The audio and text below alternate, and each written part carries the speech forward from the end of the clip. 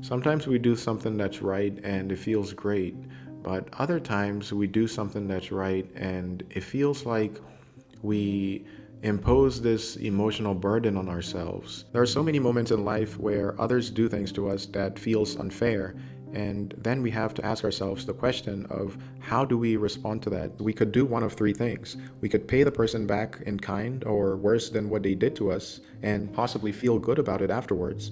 We could let it go, knowing that unfortunately letting it go does not always go hand in hand with feeling good. Or we could try to bring it up with a person. If we do try to address it, then it's like we're walking on a tightrope of not knowing where things are going to go. If we're respectful about the way we do that, there's a chance that things might be solved. The person might apologize and everything would be fine again.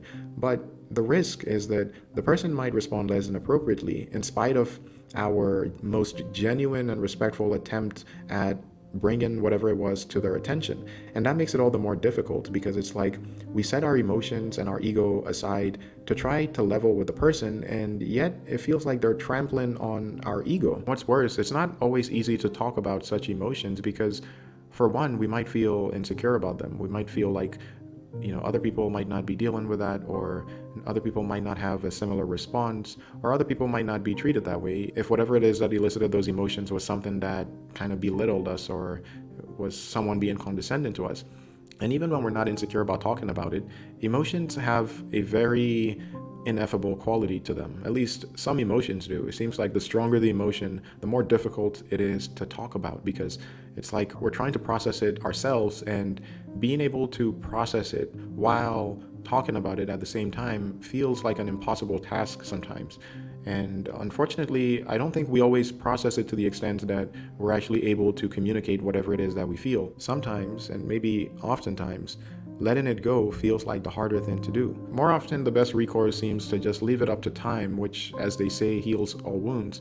But in the moment, it's hard to reconcile ourselves with that. It's hard to reconcile ourselves with the fact that feelings change, and we have these ups and downs in life, and no matter how bad we feel in the moment, we should not get too attached to those feelings because they are as transient as anything else that we've dealt with. In the moment, it feels like a huge weight on us that demands to be lifted, and trying to be patient for time to lift that weight is very difficult. If we let things go, then we have that attendant feeling of dissatisfaction from not having said or done something that might have relieved us from feeling as badly as we do in the current moment. And that seems to make us even more sensitive to other people doing the same thing to us again, because it kind of reopens the same wound that was unaddressed. I think this is what makes people impulsive, because it's almost like instant gratification versus delayed reward, because to satisfy our needs in the moment feels like the priority. When these emotions are intense enough, they just beg to be addressed. And what's more, when we're acting impulsively, it's not always obvious what the outcome is going to be.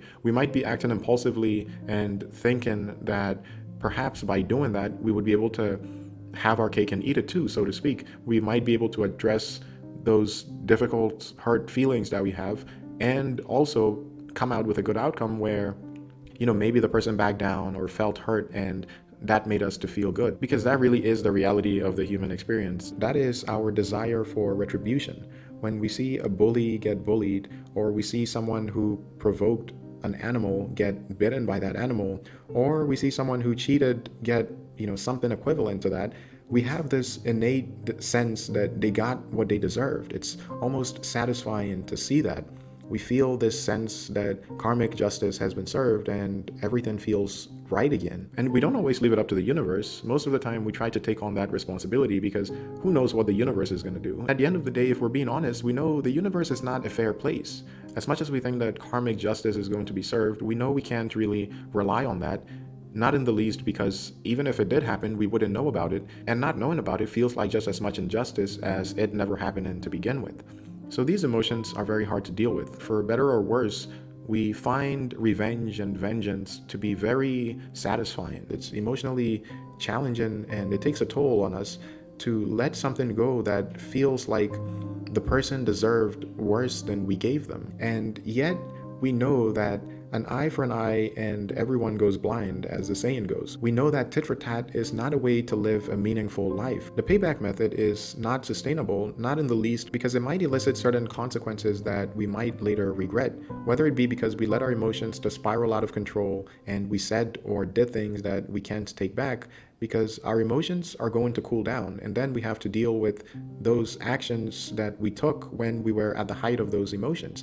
Sometimes we have to let things go, even though they're going to impose an emotional burden on us. They're going to make us feel like we didn't get that justice that was warranted. There are so many things on the spectrum of what other people could do to us or to do to people that we love that would not be so drastic as to call for any action, and yet we still have those same feelings of retribution. So what do you do in such situations? Should you respond in a way that you feel is just in the moment and risk not doing it appropriately because our emotions are high, whoever we're interacting with is also having a high of emotions, and that just makes it even more combustible? Or should you leave it up to time to heal the wound that almost feels like you're creating for yourself by not responding in kind in the moment? I do realize those are very broad questions to ask without any specific context, but I guess what I'm really getting at is whether you're the type of person to react immediately to